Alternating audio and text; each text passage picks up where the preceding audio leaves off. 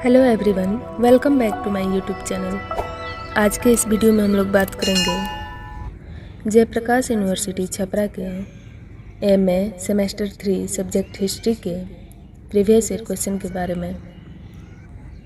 Course code 10 के बारे में हम लोग पिछले वीडियो में बात कर चुके थे। आज देखते हैं कोर्स कोड 11।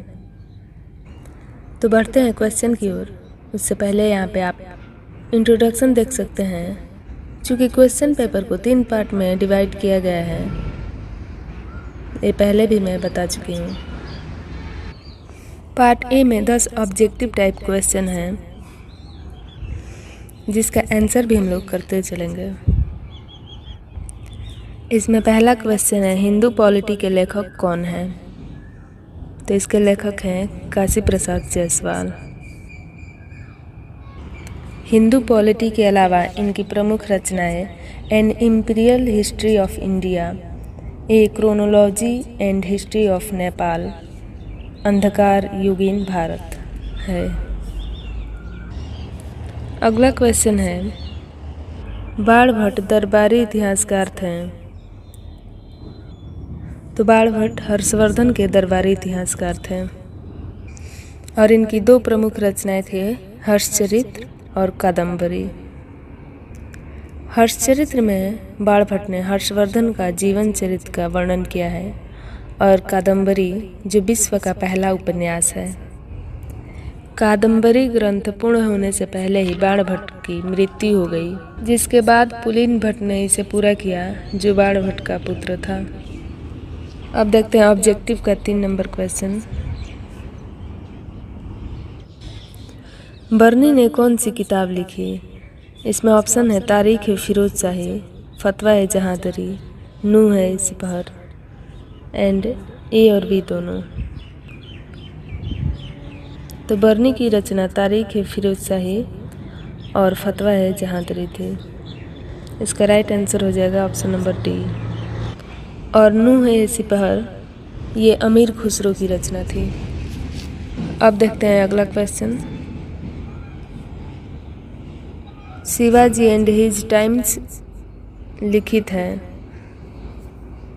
इसकी रचना जदुनाथ सरकार ने की है।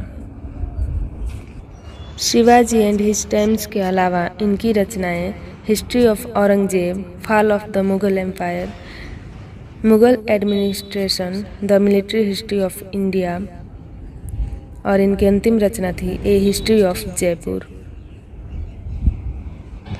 अगला क्वेश्चन है,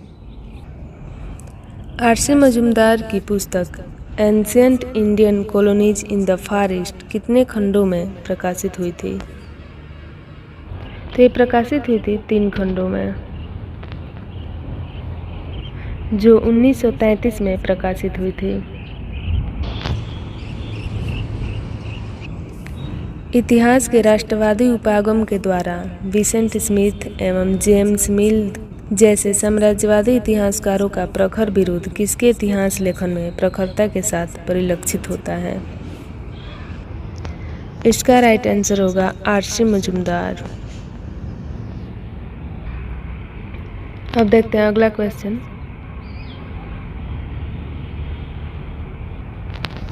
निम्नलिखित में से कौन आर.एस. शर्मा की कृति नहीं है? भारतीय सामंतवाद, Sudras and ancient India, comparative study of cultural history of Indo Aryans and Harappa, an introduction to the study of history. भारतीय सामंतवाद आर.एस. शर्मा की है, सुद्राज एंड एंशिएंट इंडिया भी उन्हीं की है और comparative history of the cultural history of Indo Aryans and Harappa ये भी आर.एस. शर्मा की है। An introduction to the study of history ये डी.डी. कोसंबी की रचना है। तो इसका राइट आंसर हो जाएगा डी नंबर। अब देखते हैं अगला क्वेश्चन। बाणभट्ट ने कौटिल्य के इस विश्वास की आख्यायिका जीवन चरित्र भी इतिहास पर पूर्णतः खरा उतरने की कोशिश की। ये क्वेश्चन हिंदी में थोड़ा गलत लग रहा है, इंग्लिश से समझ लेते हैं। Banabhatta has tried to live up to Kautilya's belief that आख्यायिका जीवन चरित्र is also history whose statement is this. मतलब बाणभट्ट ने कौटिल्य की इस मान्यता को चरित्रार्थ करने का प्रयास किया कि आख्यायिका जीवन चरित्र भी इतिहास है। यह कथन किसका है? तो ये स्टेटमेंट है बीके श्रीवास्तव का। अब देखते हैं अगला क्वेश्चन। राजतरंगिणी के विषय में यह किसका मत था कि यह अब तक खोजी गई एकमात्र संस्कृत रचना थी जिसे वास्तव में किसी तरह के इतिहास की संज्ञा दी जा सकती है? तो ये मत था H.H. विल्सन का। ऑप्शन नंबर डी इसका राइट आंसर। अब ऑब्जेक्टिव का लास्ट क्वेश्चन देखते हैं। निम्नांकित में किसने यह मत व्यक्त किया कि भारतीय इतिहास को वर्ग संघर्ष के रूप में देखना चाहिए? तो ये मत था मार्क्सवादी इतिहासकार D.D. कौशाम्बी।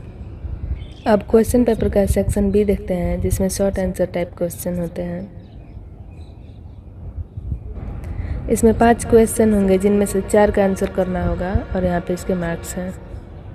इसमें पहला क्वेश्चन है D.D. कौशाम्बी की इतिहास लेखन पर संक्षिप्त टिप्पणी लिखिए। अगला क्वेश्चन है भारतीय इतिहास में बाणभट्ट कौन थे? बिहार के क्षेत्रीय इतिहास के लेखन के क्षेत्र में सैयद हसन अस्करी के योगदान पर संक्षिप्त टिप्पणी लिखिए। नारीवादी इतिहासकार उमा चक्रवर्ती के इतिहास लेखन पर प्रकाश डालिए। और लास्ट क्वेश्चन, मराठा इतिहास के संदर्भ में जदुनाथ सरकार के इतिहास लेखन की प्रमुख विशेषताओं का मूल्यांकन कीजिए। अब देखते हैं section C long answer type question. इसमें 4 प्रश्न होंगे जिसमें से 3 का आंसर करना होगा। यहाँ पे इसके मार्क्स। इसमें पहला क्वेश्चन है कल्हड़ की राजतरंगिणी में वर्णित विषय वस्तु की आलोचनात्मक मूल्यांकन कीजिए।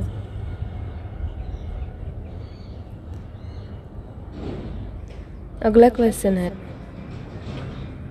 ऐतिहासिक लेखन में आर.एस. शर्मा का क्या योगदान है, स्पष्ट करें। अगला है के दत्ता की कृतियों के आधार पर उनके इतिहास लेखन की समीक्षा कीजिए।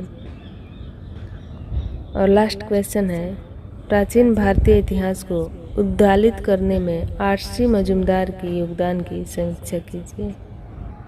वीडियो पसंद आए तो लाइक एंड शेयर जरूर करें और चैनल पर नए हैं तो सब्सक्राइब करें। धन्यवाद।